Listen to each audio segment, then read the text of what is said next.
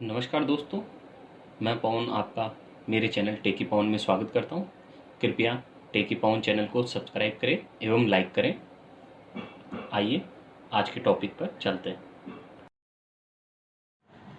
आज का हमारा टॉपिक है रिटर्न्स टू ए फैक्टर, एक साधन के प्रतिफल के नियम या परिवर्तनशील अनुपातों का नियम। परिवर्तनशील अनुपातों का नियम, इसे एक साधन के प्रतिफलों का नियम, परिवर्तनशील प्रतिफलों का नियम या परिवर्तनशील अनुपातों के नियम से भी जाना जाता है। इंग्लिश में इसे law of variable proportions returns to a factor कहते हैं।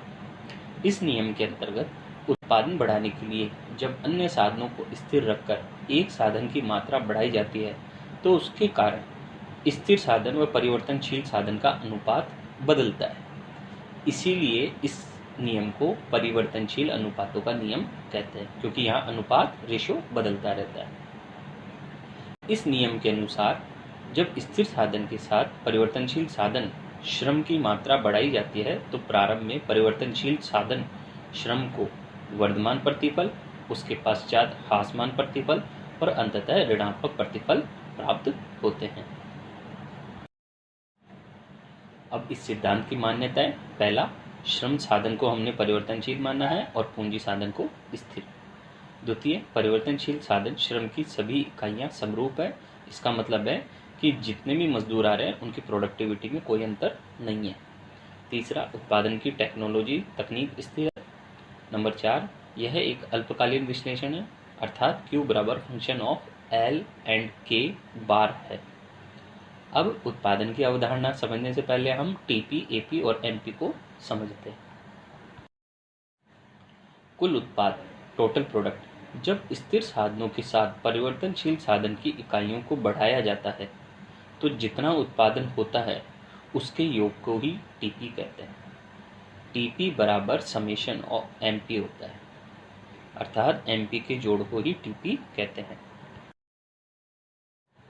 सीमांत उत्पाद, मार्जिनल प्रोडक्ट, किसी परिवर्तनशील साधन की एक और अधिक इकाई का प्रयोग अगर बढ़ाया जाता है तो कुल उत्पादन में जो परिवर्तन आता है या अंतर आता है उसे ही हम मार्जिनल प्रोडक्ट या मार्जिनल फिजिकल प्रोडक्ट, सीमांत भौतिक उत्पाद कहते हैं।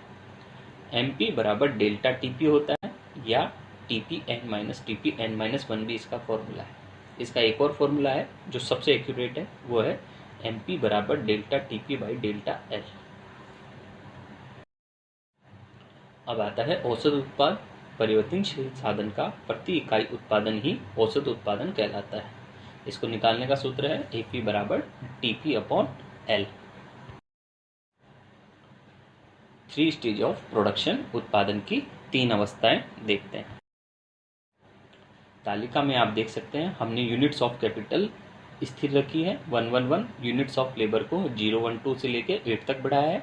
अब सबसे पहले मैंने आपको कई बार बताया है कि किसी भी माइक्रो में अगर कोई टेबल बनानी हो तो सबसे पहले कौन सी टेबल बनेगी? एम की टेबल। तो हम यहाँ एमपी की टेबल बनाएंगे। 0 पे हमेशा एम डैश होता है। फिर उसके बाद एमपी हमने कैसे बनाई है? पहले हम बढ़ाएंगे, फिर इसको घटाएंगे, फिर 0 करेंगे और फिर ऋणात्मक करेंगे। ऐसे इतनी स्टेज में इसको चलाएंगे। तो हमने 10 का पाड़ा लिया है, 10, 20, 30 ये बढ़ाई। जब तक एमपी बढ़ती है 10, 20, 30, तब तक इसे वर्धमान प्रतिफल की अवस्था कहते हैं। एमपी से ही प्रतिफलों की अवस्था तय होती है। तो जब तक एमपी बढ़ती है 10, 20, 30 ये वर्धमान प्रतिफल की अवस्था है, और 20, 10, 0 जब एमपी घटती है तो इसे ह्रासमान प्रतिफलों की अवस्था कहते हैं। और जब -10, -20 ऋणात्मक हो जाती है एमपी तो उसे ऋणात्मक प्रतिफलों की अवस्था कहते हैं।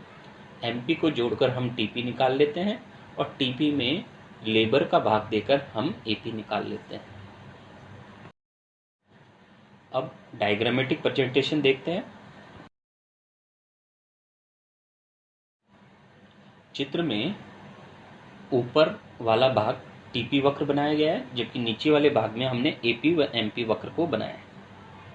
अब ध्यान देने वाली बात यह है कि टीपी वक्र हमने ओ से ए बिंदु तक, चूंकि ओ से ए बिंदु तक एमपी बढ़ती है इसलिए हमने टीपी वक्र के ढाल को यहाँ बढ़ाया है। फिर ए बिंदु से बी बिंदु तक चूंकि एमपी घटती है वह धनात्मक है, इसलिए हमने ए बिंदु से बी बिंदु तक टीपी वक्र के ढाल को घटाया है। फिर बी बिंदु पर चूंकि एमपी 0 हो जाती है, इस कारण से बी बिंदु पर हमने टीपी को मैक्सिमम रखा है।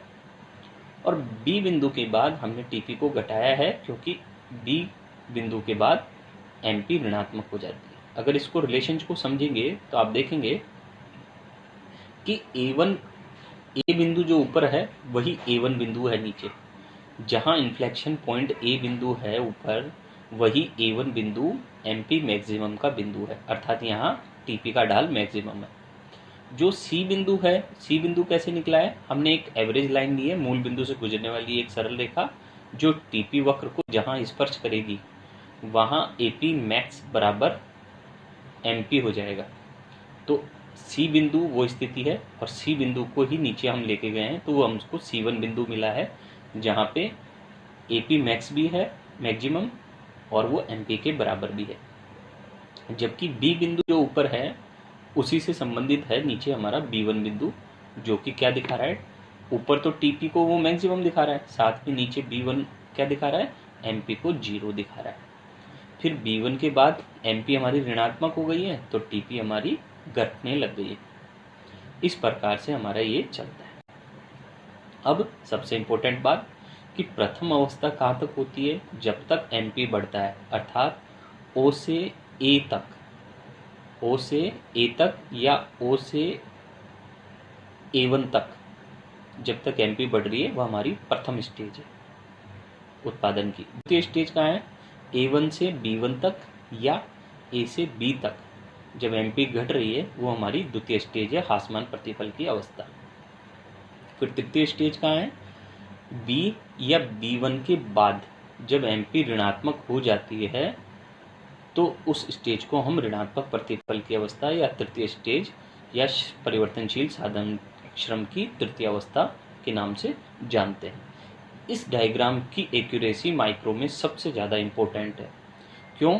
क्योंकि अगर टीपी की लचक में परिवर्तन हुआ तो लचक का मतलब एमपी के ढाल में परिवर्तन हुआ।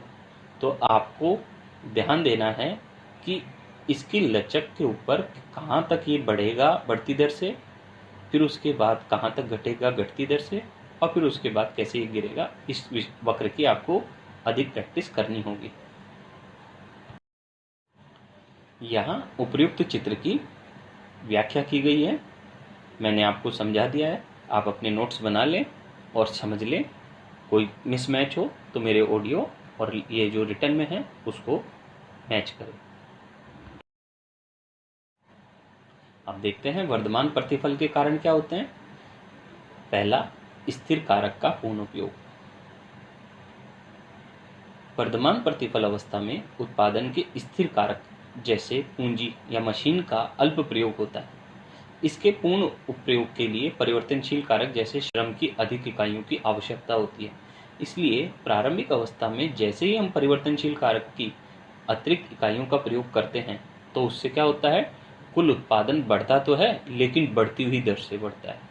क्यों? क्योंकि जो मशीन खाली पड़ी थी, श्रम के आने से उसका उपयोग बहुत तेज गति से होने लगा, ये उत्पादन बढ़ेगा। दूसरा है श्रम विभाजन तथा कुशलता में वृद्धि।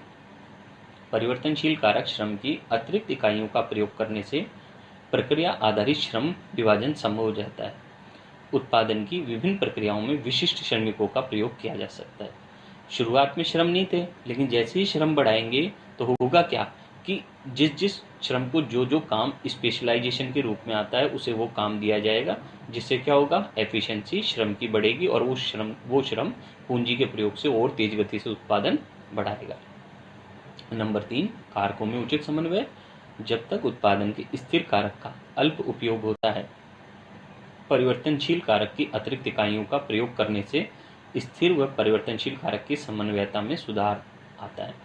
जैसे ही हम श्रम की मात्रा को बढ़ाते हैं तो पूंजी और श्रम के बीच जो कारकों की समन्वयता होती है वो बढ़ने लगती है, उनमें कोऑर्डिनेशन बढ़ने लगता है। कोऑर्डिनेशन बढ़ने से प्रोडक्टिविटी बहुत तेज गति से बढ़ती है। तो ये कारण है वर्धमान प्रतिफल के। अब आता है ह्रासमान प्रतिफल के कारण। नंबर 1, कारकों की स्थिरता। घटते प्रतिफल के लागू होने का मुख्य कारण कारकों की स्थिरता है, अर्थात संसाधनों की स्थिरता है। जैसे जैसे परिवर्तनशील कारक की अधिक से अधिक इकाइयों को स्थिर कारक के साथ प्रयोग किया जाता है, तो परिवर्तनशील जो कारक है, जो पूंजी है, परिवर्तनशील कारक जो है, श्रम है, उसका अधिक प्रयोग होगा। इसके कारण अधिक टूट फूट तथा परिवर्तनशील कारकों में कुशलता में कमी आती है, तो इस कारण से होता है। नंबर 2, अपूर्ण कारक स्थानापन्नता। उत्पादन के कारक या साधन एक दूसरे के अपूर्ण प्रतिस्थापक होते हैं। अधिक से अधिक श्रम का अतिरिक्त पूंजी इकाई के लिए निरंतर प्रयोग नहीं किया जा सकता। आप ऐसे नहीं कर सकते कि मशीन तो एक है और मजदूर आप बढ़ाए जा रहे हो 1 2 3 4 5 6 7 8 9 10। क्यों? क्योंकि मजदूर का काम मजदूर करेंगे और मशीन का मशीन करेगी, इसलिए ऐसा संभव नहीं है। नंबर 3, कारकों के बीच कम समन्वयता। परिवर्तनशील कारक के निरंतर बढ़ते हुए प्रयोग के कारण स्थिर कारक के साथ अंततः उनमें आदर्श कारक अनुपात बिगड़ जाता है। जो अच्छा कॉम्बिनेशन था उनमें, वो बिगड़ जाता है। इसके फलस्वरूप परिवर्तनशील तथा स्थिर कारकों का उपयुक्त समन्वय नहीं रह पाता और ह्रासमान प्रतिफल का नियम शुरू हो जाता है। फिर है ऋणात्मक प्रतिफल की अवस्था।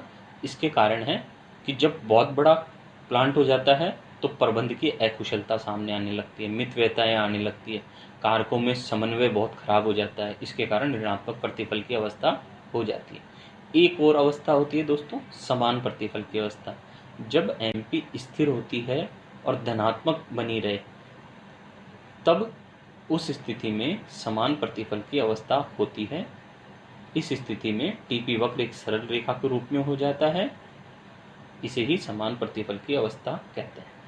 अब इसमें एक सबसे इम्पोर्टेंट प्रश्न रह गया कि उत्पादक कौन सी अवस्था में कार्य करेगा।